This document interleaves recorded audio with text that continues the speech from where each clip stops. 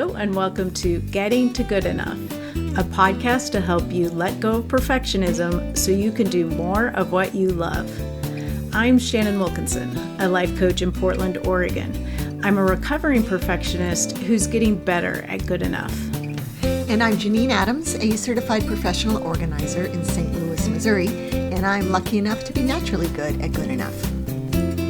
And today we're talking about building a buffer into your life.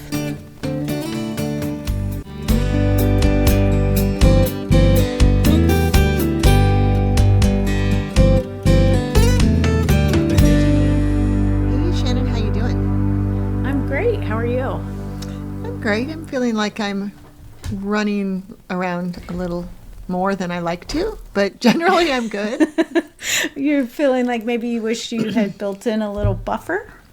Indeed, I do. I try to do that, but I'm failing, apparently. Why do you think that is? I am scheduling more things in a day than is practical if I'm going to get the stuff done that I need to get done. So I'm scheduling more appointments than usual, and then I have all this time at my desk that, usually I have a lot of time at my desk to get stuff done, and I have less desk time. Oh. So it's all getting crammed in. Yeah. So it sounds like the root of it, though, is overscheduling your non-desk time. Yes. And not actually scheduling desk time. And did you say not scheduling desk time? Mm-hmm. Just taking whatever's left to you. That's right. That's exactly what I've been doing right now rather than blocking out that time. And I think that's a sort of a consequence of events and people here being sick and, sort of getting behind a little. But it's still definitely worth taking a step back and reflecting on for me so that I can try to avoid it in the coming weeks. Yeah. I get cranky. Yeah, well, no one wants to feel tired and overworked. That's right. Nobody does, I don't think. Yeah. I mean, I think the thing that's been hardest for me is being realistic about what I can do in a day and not feel tired and cranky.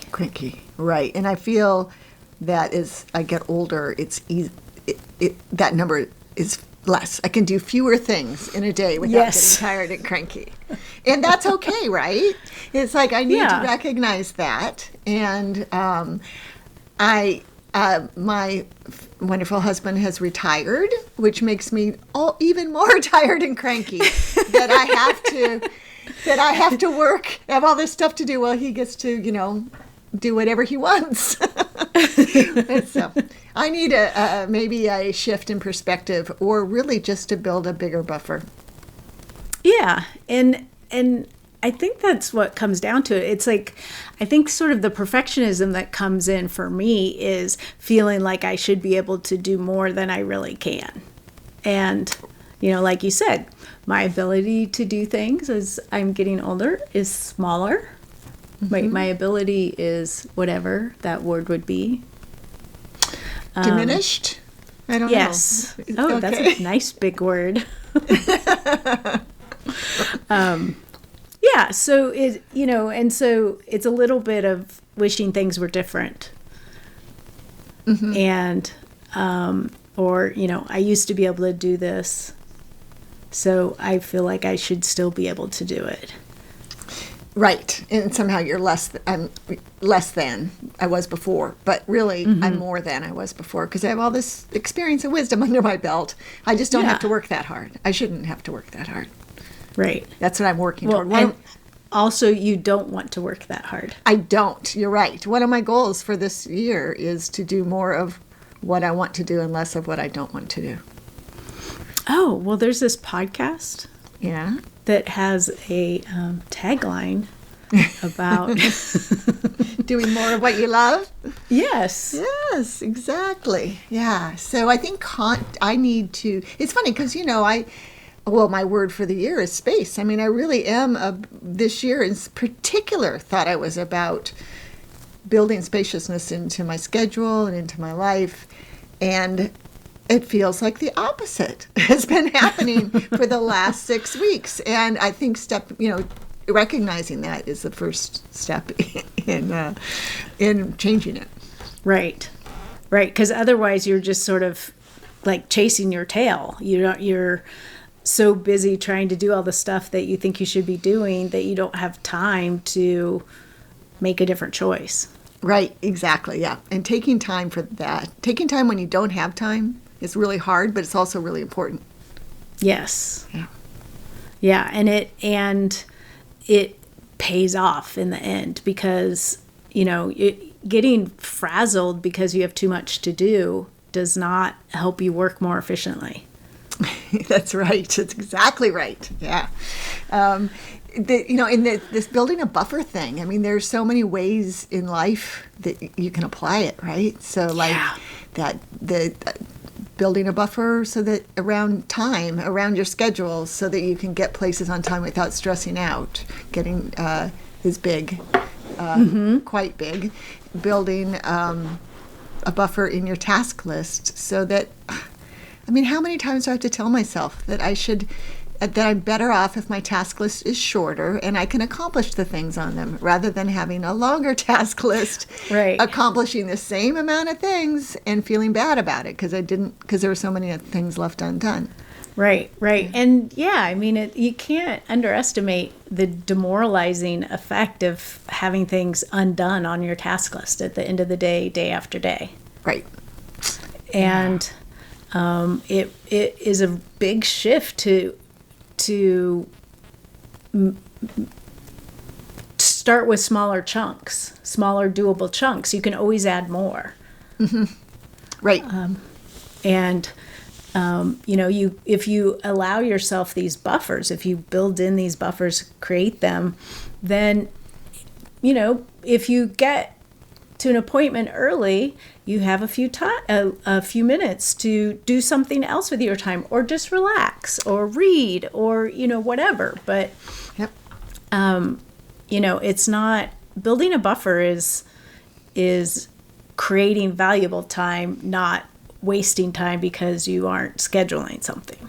Right. I remember I used to feel if I got somewhere early, I was wasting time, and that was a big shift when I got past that. I do try to get places early. I don't usually succeed, but I'm not usually late, thanks to leaving early enough. But yes, you're right that having time to sit before you go into whatever it is, a doctor's office, a client appointment, a store, a party, any of it, it's having that moment to gather yourself. That's a nice thing. Yeah. Yeah. Yeah. It's really valuable.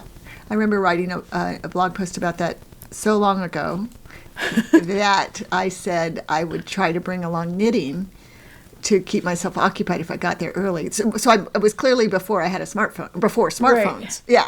So the idea that you don't have anything to do, to occupy yourself in the car for 10 minutes is funny. Yeah. I mean, because you could do anything practically. Literally, yeah, right. You could be an influencer just in the 10 minutes. If you got somewhere early and did a little video in the car, behind the wheel. You could do the crossword. You could read a book. You could delete some emails. There's a lot of things, but that idea of just giving yourself that space and making that non-negotiable,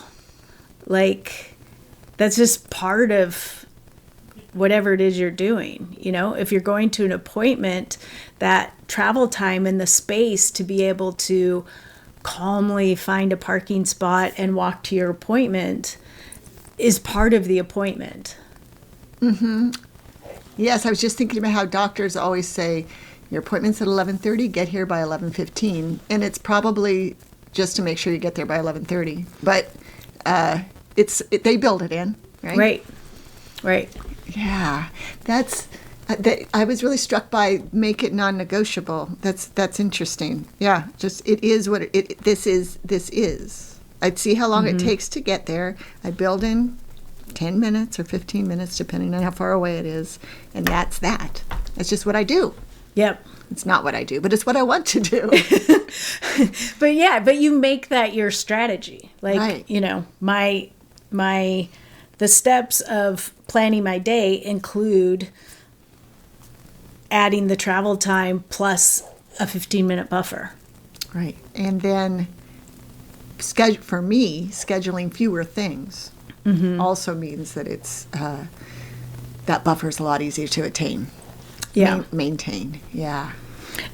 I've realized that I can do about 3 things a day. And by things, I mean client sessions or podcast recording or doctor's appointments or, whatever. Like something that's like a real, it takes some energy, takes a little bit of time, takes some energy. I can do about 3 of those in a day and and still feel okay. Not, just only feel a little bit tired. Right. And so what I've started doing on my electronic calendar, when I sort of look at the upcoming week, or if I make an appointment and then I see that, my day's kind of full, I block out the whole day. I put a full day appointment that I just call space. Oh, that's what you would call the appointment? Mm-hmm. I love that. Yeah. And so, even though, like I have a 10 o'clock and a 1 o'clock and a 3 o'clock, I create an appointment from 9 to 5 that's called space. So I don't block anything else in there. So you do that when you see that your appointment has gone up to that 3. Mm-hmm. And you use a scheduler, right? An electronic scheduler for your clients? I do. Does that block out does that make you unavailable to them? Yes. Oh, that's so smart. And I think 3 is 3 is a great number unless, of course, like in my world, I might have a 6-hour client appointment. Right. And then it's 1. Right. I can't really do anything else. Yeah, but maybe the thing for you is 6 hours. Right. Or 5 hours or whatever. Although, as I'm thinking about this, today's a 4-thing day. Oh, is this you have something after this? Yes. Yeah. Yeah. But just sort of paying attention to that and putting that in my calendar so that I see, you know what, that's probably a full enough day, and I still have some time at my desk to get other things done. I create a buffer for myself on those days. Mm-hmm. That's really smart. And I love that really sort of concrete strategy. It sounds like it's worked really well for you. Yeah. Yeah. I used to write schedule no clients when things were getting busy, but I really would ignore it if a client wanted to work with me. So I think I love space, especially since it dovetails with my word of the year.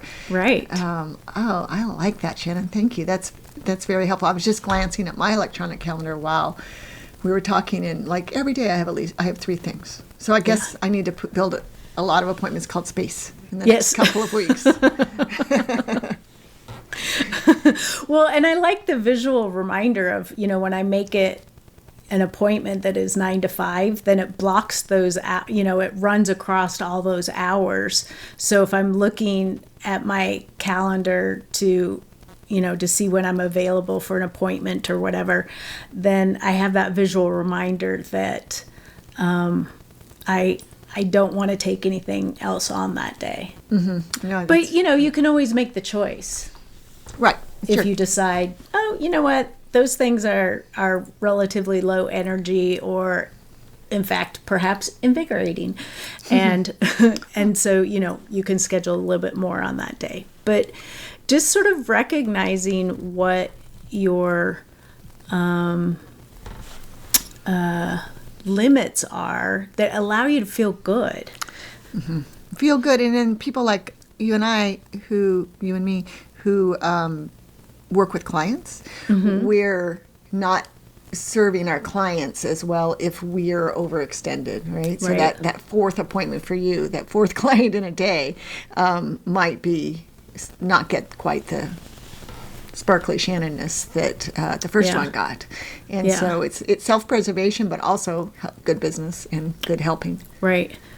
And I recognize people are, there are a lot of people who are in the position of not being able to manage their time in the same way that you and I can. Right. Because of their work or whatever. And if you can build in even just 5 to 15 minutes to stretch and look somewhere else than your screen and, get a bathroom break, drink some water, but to create a little bit of space for yourself when you have, wherever you can, when you don't have full control over your calendar, it is helpful. Yeah, a buffer is going to look different to different people depending on their schedules. But yeah, absolutely. And like we said, we're talking a lot about time and one thing we didn't mention is that delegating can help you create a buffer. Right. Like getting stuff off your desk by delegating it to someone else can be really helpful. The other place that I really use a buffer a lot is with my finances. Oh, how do you mean? I have a buffer of a month's worth of expenses. Like I have in my YNAB, in my you need a budget categories, I have a category line that is a buffer so that last month's income pays for this month's expenses. Right. Yes, that's excellent. Today is March 1st that we're recording, and today you got to move that money in budget, or you'll get to, right? Yep, me too. I'm in the same boat, and that buffer is great. And in fact, in my aunt's budget, I call it buffer. In my budget, I call it future months. But yeah, it's a good word. It's a good. Yeah. And I think we should devote a whole episode to that. I mean, that's just it's a life-changing buffer. Yes, it is a life-changing buffer. Yeah. Yeah. I was talking to a regular coaching client, not a YNAB coaching client, this morning, and talking about like the power of having a buffer. And even if you have, I think it's especially powerful for people who are really living paycheck to paycheck. But even if you have enough money, and that it's not, the issue isn't that you don't have enough money, that the issue is you sort of don't know what's happening. It's really powerful too. Absolutely. Yeah. It's great.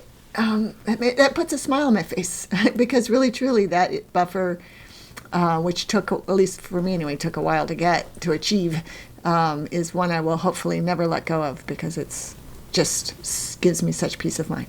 Yeah. And all buffers could do that too. I need more of those. I know. That's a good point. Like when you think about building buffers into your schedule, think about like the peace of mind that you get from your financial buffer and translating that into your time buffer, your productivity buffer, or the other thing that makes me, I'm thinking about space and physical objects. Like, don't fill your bookcase overflowing. Leave a little space. Right. Yesterday we moved a client into her newly renovated condo, and her new closet is so beautiful. We organized the closet before, but then in the renovation, they put in a whole new gorgeous closet, and it was so exciting because when we finished unpacking everything into the closet, there were empty drawers. Oh my goodness. Yes, and she was so happy about that, right? That buffer just made her feel so good and made us feel so good. Yes, that's a very good point. Oh. Well, we would love to hear from you, our listeners. Do you have a different kind of buffer that you have built into your life or that you would like to have in your life, you can let us know on Facebook or Instagram at Getting to Good Enough. You can give us a call at 413-424-GTGE, that's 4843, and tell us about your buffer situation. Or you can head over to gettingtogoodenough.com and leave a comment in the show notes. Until next time, this is Shannon Wilkinson in Portland, Oregon. And Janine Adams in St. Louis, Missouri. And we hope that good enough is getting easier for you.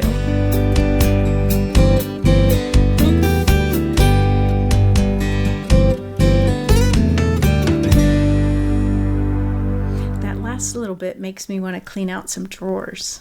Go for Make it. a little space.